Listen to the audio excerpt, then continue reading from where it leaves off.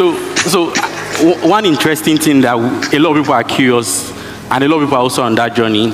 You were able to find your purpose quite early in life. That's right. You were very sure about what you want to become. You had a clear vision. Sure. How do people in this audience find their purpose in life and have a clear vision of where they want to go? Very simple. It's not complicated. Ask yourself, what are you passionate about? Welcome to Billionaire Focus, where discipline creates wealth, vision becomes reality, and ordinary minds are transformed into unstoppable success machines. What is it about your growing up that shaped or drive you towards entrepreneurship instead of you getting a job? Okay, I think it's very simple. Many times, it's important we get it right as kids. That is the truth. Nature shows it that when things goes for you, when you are growing up, life is fair to you. People have discovered that necessity is a mother of event.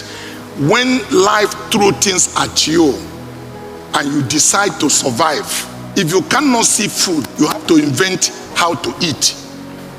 So the death of my father supposed to be disadvantage to me, because many of my peers in my generation went to school because their father was there, they were taken care of. But I knew what hunger was like. You know, when you find kids that are growing up, they don't get filled up easily. But we have an adage in our vernacular that the food cannot fill a child is when he lives with his parents. When he lives with a stranger, they just give you enough to eat. Whether your stomach is filled or not, that is your own pot of soup. So I went through poverty, hardship. All of the things you see that I said came from hunger to survive, to get away from poverty. I don't say this for you to feel sorry for me. I went by my uncle that I was living with because the food were not enough. I went where they had young vegetable to scoop what is on the ground. Not that I stand inside the pot to take a meat in the pot, but to scoop what is in the floor. I didn't know there was a black soap down there. I chewed the soap. So for 1 week my teeth was foaming because there was no toothpick by then. You make like this again, the foam come up. If you go through such hardship, you will grow allergy for poverty. This is what my growing up used to be. It wasn't long, the Civil War broke out. We couldn't farm. We did everything to survive. Everything that has leaf is vegetable. Everything with 4 legs, it doesn't matter what you call it. It's a protein. Yeah.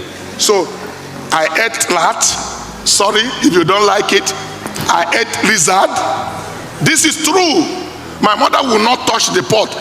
But if we don't do that, we'll die. It's about survival. True. You need to know how determined you are when somebody wants to take your life and you need to fight back.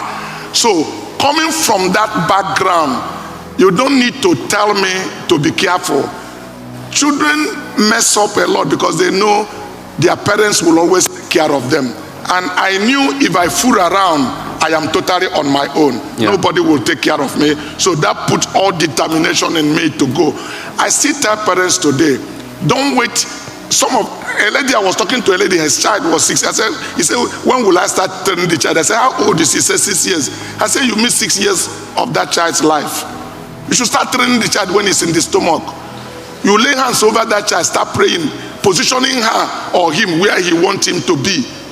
At that 4-5 years, you can observe your child to see what he has natural inclination to. Because you can go to school and they will teach you everything, but you can become only your best when you operate in your gift. Interesting. When you operating in your gift, something drop in you that is called untaught knowledge. The English people call it intuition, and those of us spiritual call it inspiration. Your father may want you to read medicine, and you read medicine because of your father. And then maybe you are a neurosurgeon, you open somebody's heart, you're expecting 1 hole, you see 6 holes. You are looking for textbook to say what happened to 6 hole. because you will be only taught about one hole. But if you're operating in your gift, something drop in you. Nobody had taught you that in school. This is what you do, this is what you do. That hole will be blocked and you will do it. They said he's a wizard. Nothing like that. But it's what you apply yourself into what you believe who you are. The first thing is to discover who you are born to be. You mustn't be a doctor. You mustn't be a lawyer. You mustn't be a trader.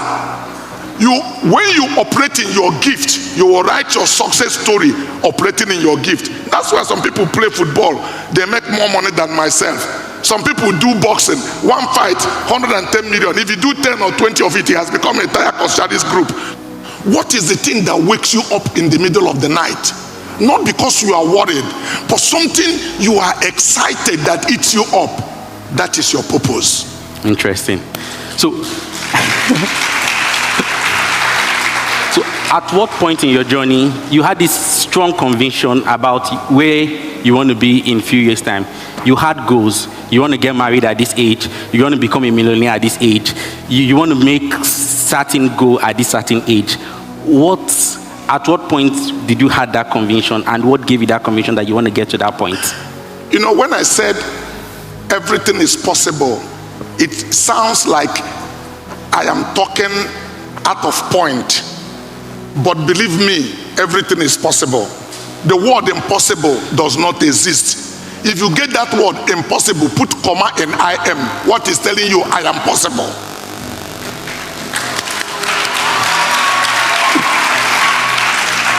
That is again about vision, because you see impossible, but if you put comma and I am, it means I am possible.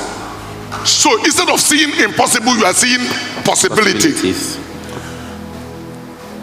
By the age of 14, I was clear where I wanted to be in life.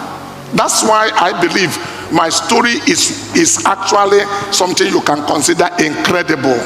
But it is real. It's not a fiction. And you can make a movie out of my life. It will sell anywhere. Because I wasn't born in America. And let me tell you again, young people, for those of you who believe that the best thing to do for you is to jump out of Nigeria, I went to America the first time in 1980. I will be about 21 or 22.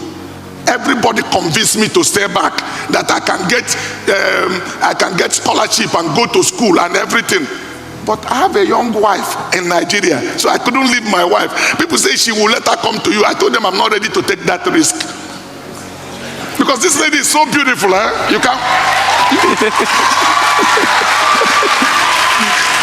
stay a night without. So I get to the airport, somebody asks me, what is frustrating you? I say, nothing frustrating me.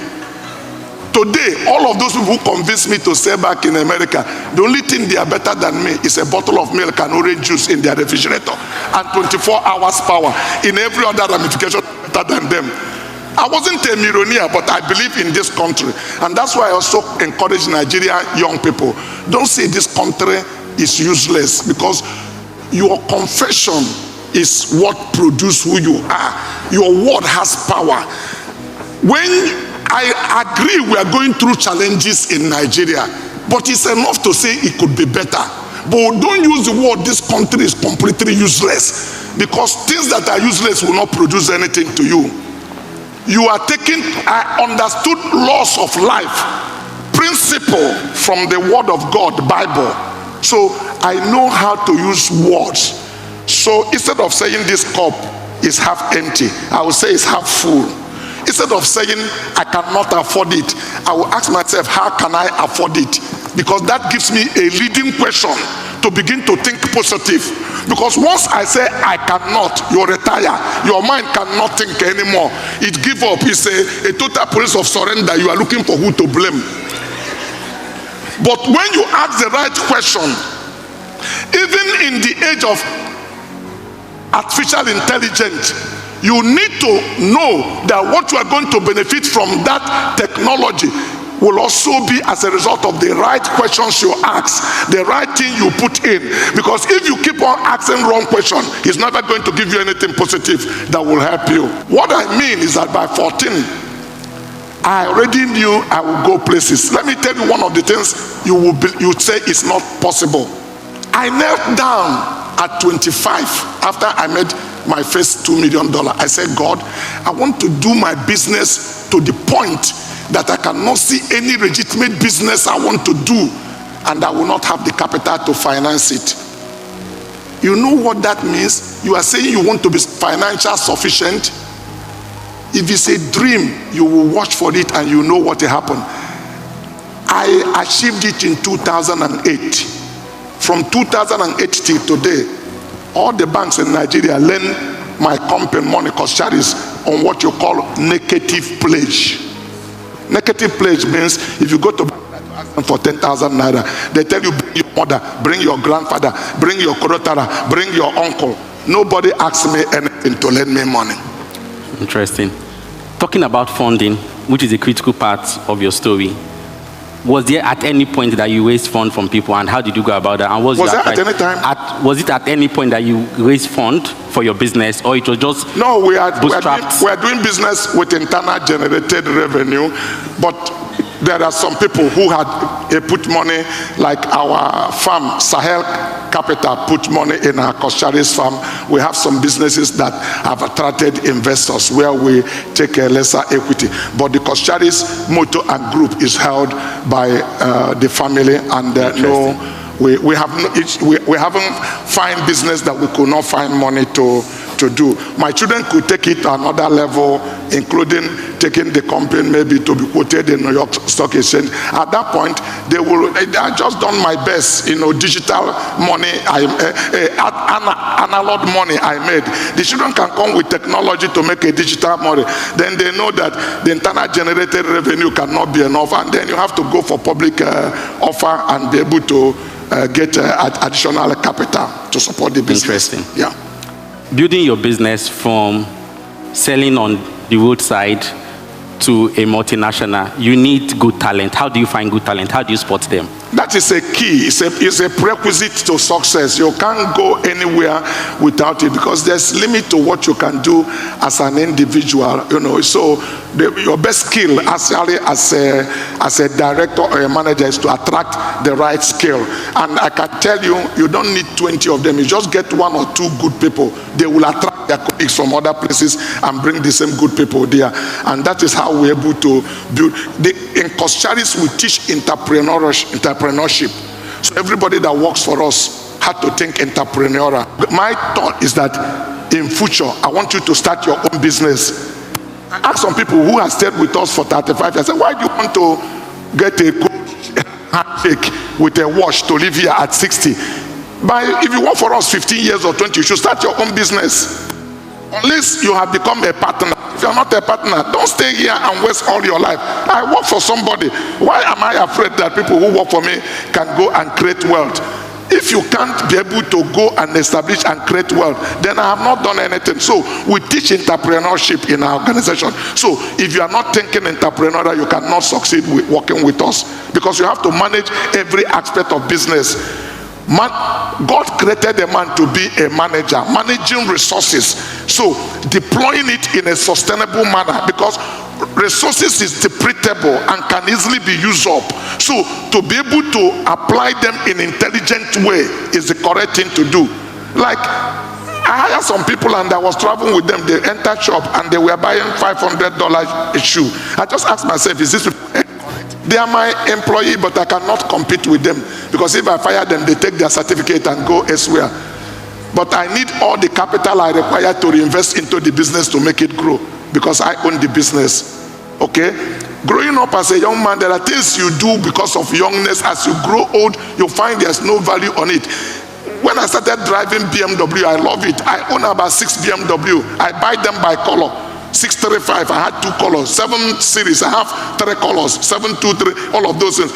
But today I drive in the Kaka Assemble. I came here with Ford. That's the vehicle I drive. But my children who went to Unilag, first of all, because they are Nigerians. Many Nigerians believe the first thing you do is send your son abroad. At the age of 8, 12, even before finishing junior high school. By the time you call them when they are 15, you say, hi, Dad. You say, can you come for vacation? He said, there's no light in your country. Before you know it, you have lost that child. 3 of my kids are American citizens. They are 5, 4 boys and 1 girl. The girl is in the middle. I told them, you must get your first degree in Nigeria. That why? Because to be a true Nigeria, you have to be identified with her shame and glory. Whatever she is what you are.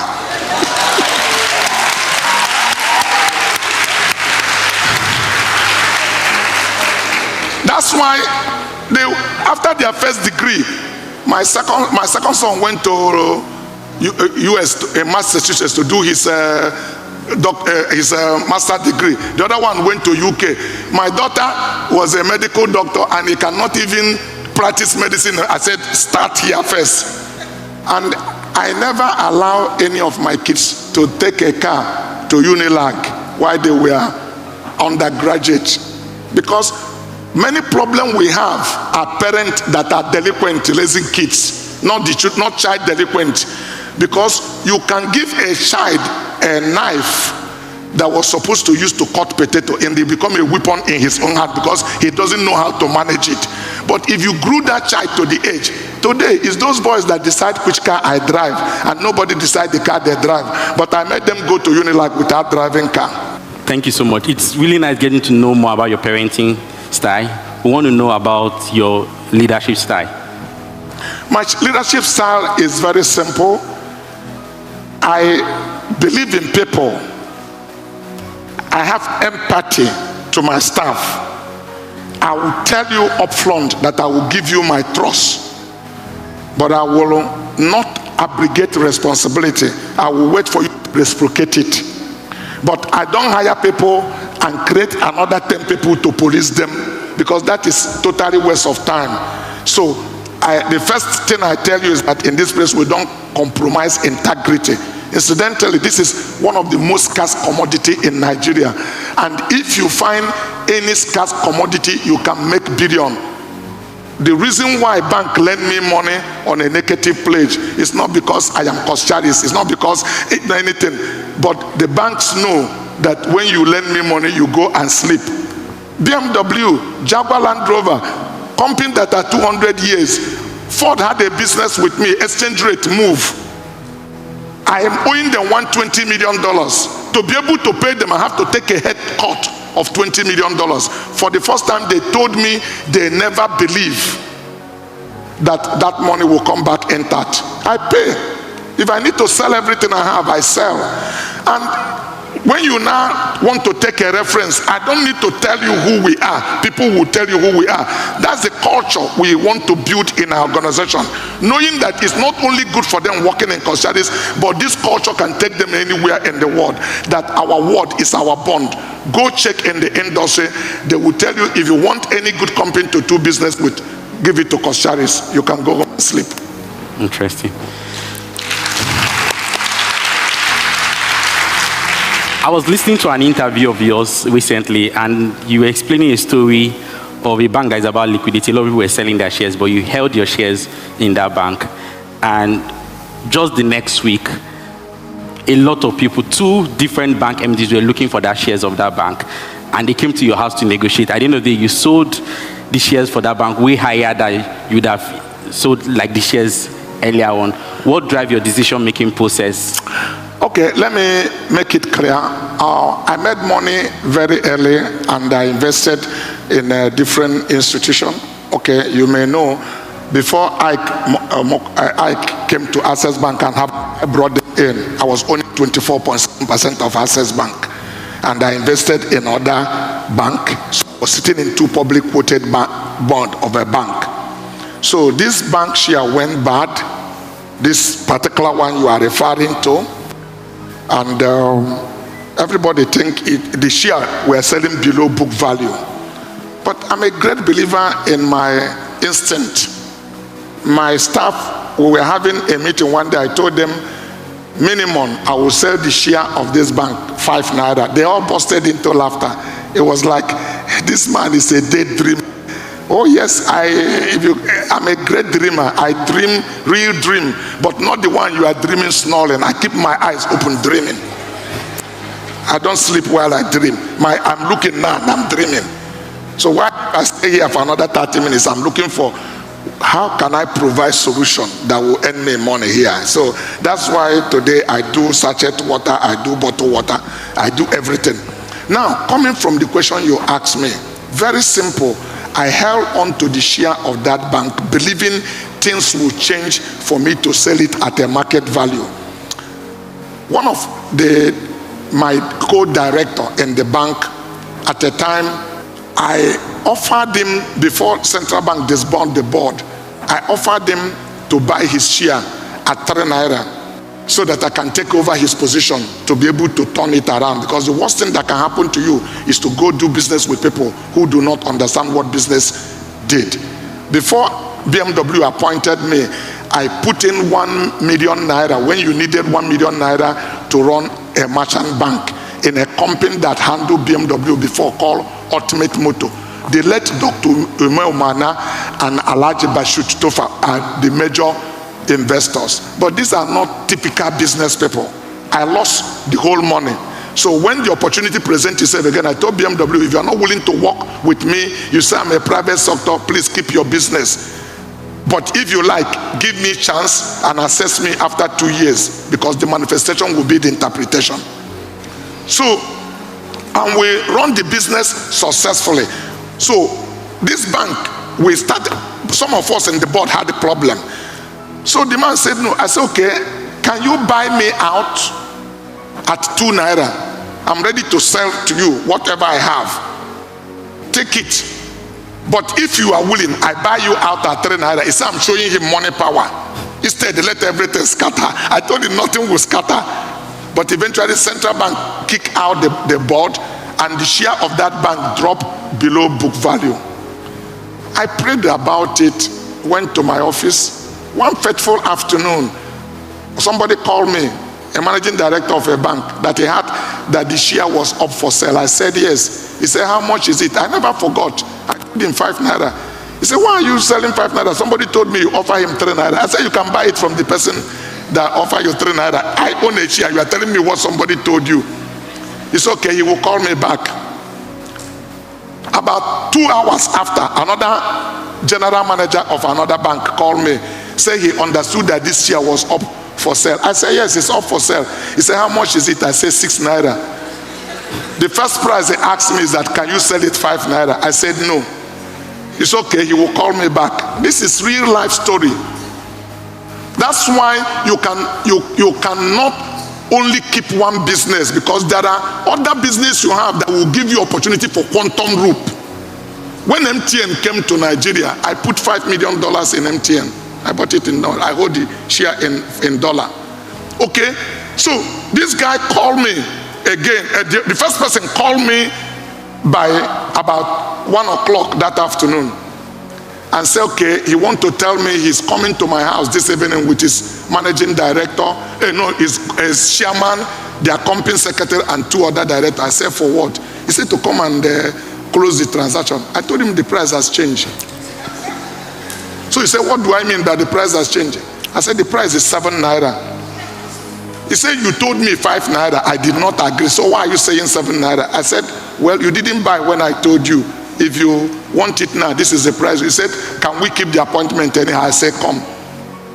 Actually, I got my group managing director. I said, join me in my house by 6 p.m.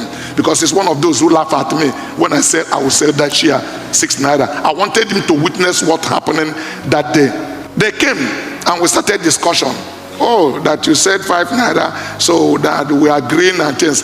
As we are discussing, the person that, the other guy that called me and said he is on his way coming to my house with his MD and for us to discuss.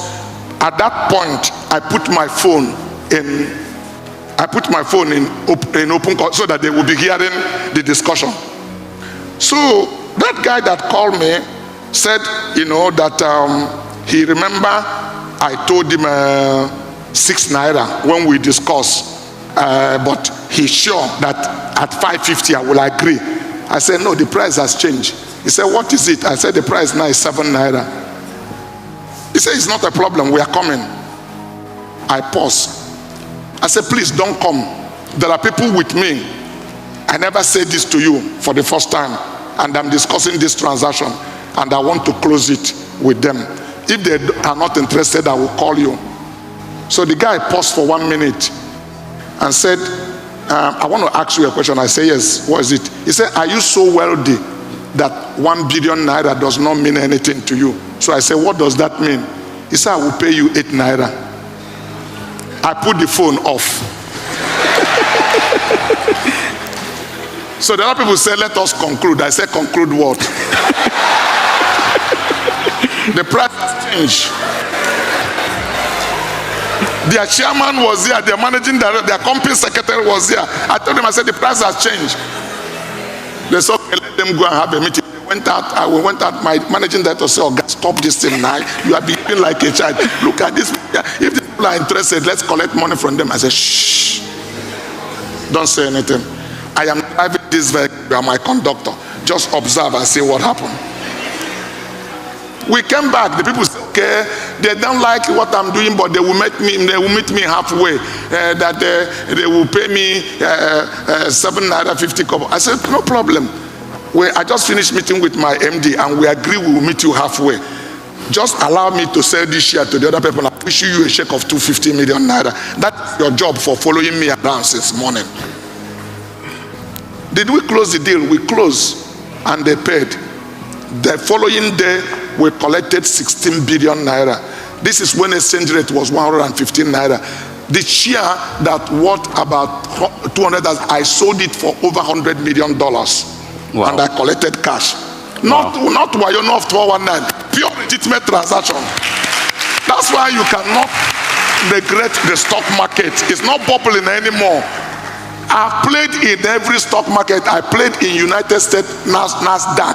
I've even tried to invest money in making movie in Hollywood. But that one, they will tell you this movie hit market and make 300 million. This one hit them. They never told you about the 1,000 that went under the ground. Because I lost all the money I put in a Hollywood movie. So, interesting that you diversify your business aside automobile. What informed your diversification? How do you know which business, which sector to invest in next? If you are in business and you are watching technology or watching things involving, you can't stay back. There are people who used to sell record who didn't see when the digital things start coming. Before they woke up, we know one of the biggest photo not a Fuji film, but a Kodak. They disappeared. They didn't see digital camera coming. We've seen the wall of Motorola. We've seen the wall of Nokia. There's people who did not respond to technology. The other day, I asked the managing director of BMW, I said, how many more years do we have for parts of internal combustion engine with electrification that is going on, clean energy? Because do we still have business so that I know what I'm planning for my children? He told me that the challenge with electrification is that nobody has really addressed the issue. What happened to these batteries in another 8-10 years when they start going back, because they also become a challenge. That's why for them in BMW, what they are thinking is hydrogen. But if you don't get hydrogen well, it's another bomb you are going to be exploding. So there are no consensus yet. Toyota is not fully going into electrification. So they are doing hybrid. If anything at all, they are working with BMW trying to discover hydrogen, whatever. The Chinese rush into it, but the Germans or the Europeans are not interested because it damages all the skill they have in internal combustion engine. So they still want to keep internal combustion engine to sell parts.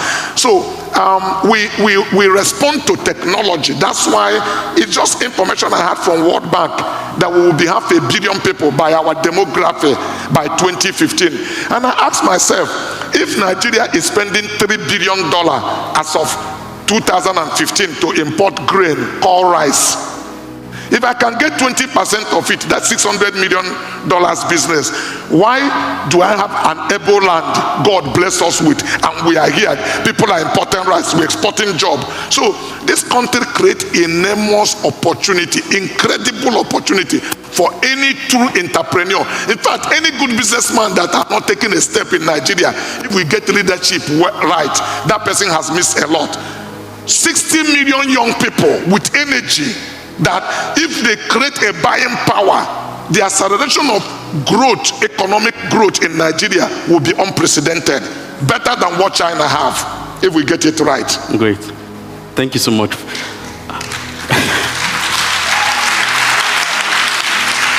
So one final word from you.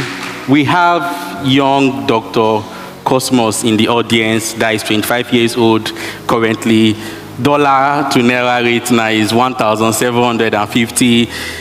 A lot of people say the economy is not good. Sure. What would be the advice that you give to that young person that want to become future Dr. Cosmas? To have the right mindset.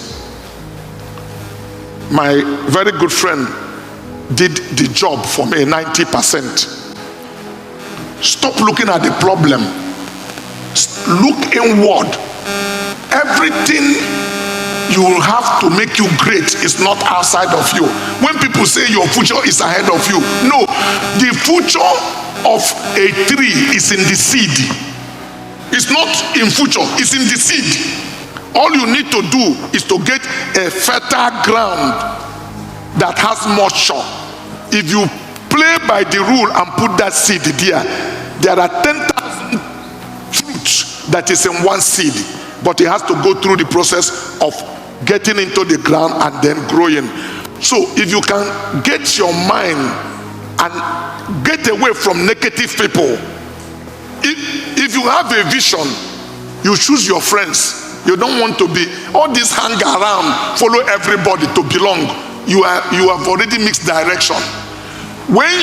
Because you are supposed to be a leader, when you have a vision, you have a sense of direction. Those people should follow you. It's not you to follow them.